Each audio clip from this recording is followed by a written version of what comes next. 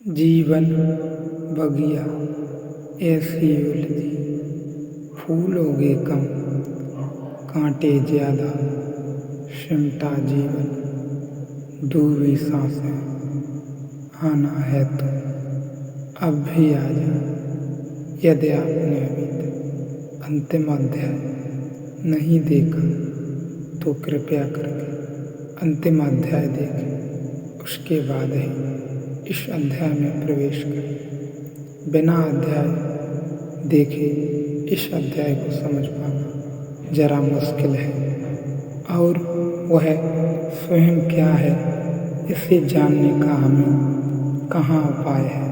हम बाहर से खड़े होकर जितना जानते हैं वे हमारी प्रतीतियाँ हैं, हमारी पसंदियाँ एवं नापसंदगियाँ हैं। हम उसमें मौजूद हैं, लेकिन हम तत्काल अपने को बाध कर देते हैं और निष्कर्ष दूसरे पर थोप देते हैं। तब अड़चन होती है। ऋषि कह रहा है ये लक्षण है, आनंद भी वह कह रहा है लक्षण है, क्योंकि हम जितने दुख में रहे हैं जन्मों के हो सकता है वह हमें आनंद प्रतीत होता हो। जैसे एक आदमी बहुत दिन भूखा रहा हो, फिर रूखी सूखी रोटी उसे मिल जाए और वह कहे कि आज जैसा भोजन, ऐसा तृप्तदोषी, ऐसा सुस्वाद, बस यह परम भोजन है, इसके आगे क्या भोजन हो सकता है। वह अपने बाबत कह रहा है, वह यह कह रहा है कि वह बहुत दिन भूखा था। असल में भोजन में जो भी स्वाद है वह भूख के कारण ज़्यादा है, भोजन के कारण कम है। इसलिए जो जानता है वह कहेगा मैं बहुत भूखा हूँ, इसलिए भोजन बहुत सुस्वाद मालूम पड़ता है। लक्षण का यह अर्थ होता है, यह हमारी प्रतीति है। एक घड़ी ऐसी आती है कि जब हम पूरे मिट जाते हैं, मैं मिट जाता है, तू मिट जाता है और हमारी प्रतीतियाँ भी मिट जाती हैं। फिर हम क्या कहेंगे?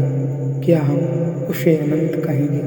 अनंत हमने उसे कहा था क्योंकि जो भी हमने इसके पहले जाना था वह सीमित था, उस अनुभव के मुकाबले वह अनंत था। हमने जो जाना था वह अनंत था, हमने जो जाना था वह दुख था, उसके मुकाबले वह आनंद था। हमने जो जाना वह अज्ञान था, उसके मुकाबले वह ज्ञान था। हमने जो भी जाना था वह असत्य था, उसके मुकाबले वह सत्य था। जब हम खो जाएंगे तब वह क्या होगा? इस वह की चर्चा पिछले अध्याय में की गई है। बुद्ध से जब भी कोई पूछता तो वे चुप रह जाते या वे कहते और कुछ पूछो। बुद्ध जिस गांव में जाते खबर करवा देते कि 11 प्रश्न मुझसे मत पूछना। उन 11 प्रश्न में है ब्रह्म की परिभाषा एक है। अनेक लोग बुद्ध से आकर पूछते कि क्या आप इसलिए नहीं बताते कि आपको मालूम नहीं है। निश्चित ही फिर हम अपनी तरफ से सोचना शुरू करते हैं। अगर कुछ नहीं बताते तो मालूम नहीं होगा, तो बहुत निष्कर्ष लेकर चले जाते हैं कि कुछ पता नहीं, अभी अनुभव नहीं हुआ, इसलिए चुप रहते हैं। कहना चाहिए था उन्हें कि हम ऐसा समझते हैं कि जो बोलते हैं वे जानते हैं, जो नहीं बोलते वे नहीं जानते। इसलिए हम कहते हैं कि बुद्ध चुप है, नहीं जानते होंगे, पर नहीं उन्होंने कहा कि नहीं जानते, इसलिए चुप हैं। सब लोग अपने अपने हिसाब से अपना विचार बना लेते हैं। जब बुद्ध चुप रहते हैं, पता ही नहीं उन्हें, तो कैसे बताएंगे? कोई लोग निष्कर्ष लेकर आते हैं कि बात इतनी गहन है, शायद अभी हम पात्र नहीं हैं इसलिए नहीं बताते, पात्र हो जाएंगे तब बताएंगे। कोई यह सोच कर जाता है कि शायद ये सब चीज़ें नहीं हैं और बुद्ध हमें दुख नहीं देना चाहते, इसलिए इनकार भी नहीं करते और चुप रह जाते हैं। लेकिन शायद ही कभी कभी कोई यह नतीजा समझ कर जाता कि बुद्ध चुप रह जाते हैं क्योंकि मैं और तुम दोनों के पार चले गए हैं।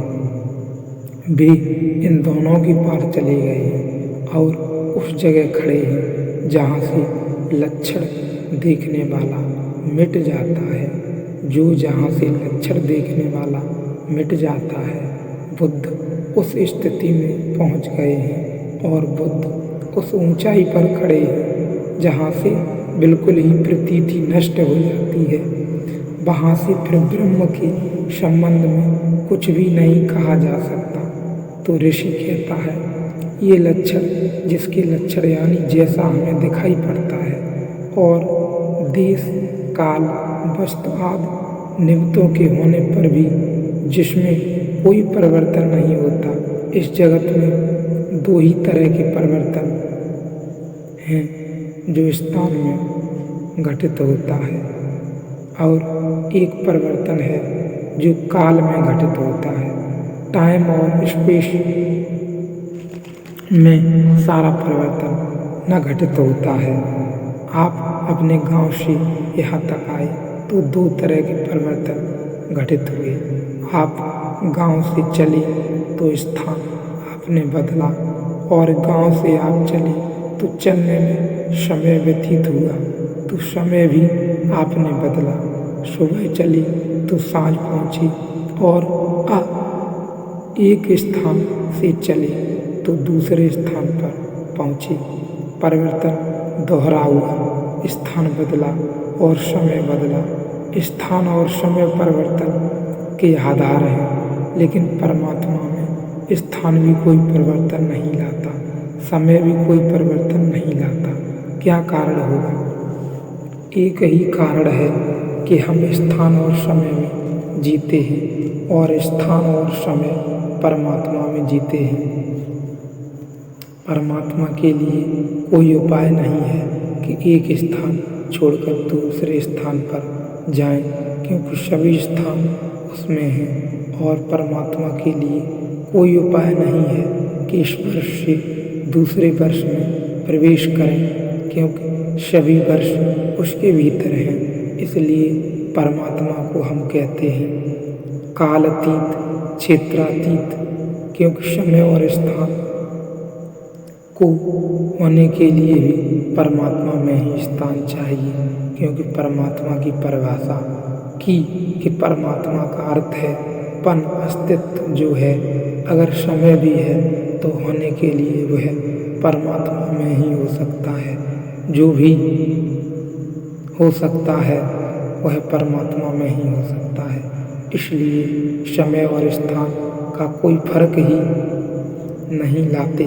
हमारे लिए वर्तमान, भूत, भविष्य ये समय के तीन हिस्से हैं। उसके लिए समय सदा वर्तमान है और हमारे लिए यहाँ वहाँ ऐसे दो फर्क हैं। उसके लिए सभी कुछ यहाँ है और हमारे लिए कल और आने वाला कल ऐसे समय के फासले हैं। उसके लिए सभी कुछ अभी है, सब कुछ अभी है और ऐसा अभी नहीं है, ऐसा सदा से ऐसा ही है कि परमात्मा के लिए सब कुछ ही अभी है। और हमारी झूठी विडंबनाओं में कल और परसों और बीता हुआ कल और यहाँ वहाँ छिपे हैं, लेकिन उसके लिए सिर्फ एक है यहाँ और उसके लिए है कि आने वाला कोई नहीं, यही सब कुछ है, यही है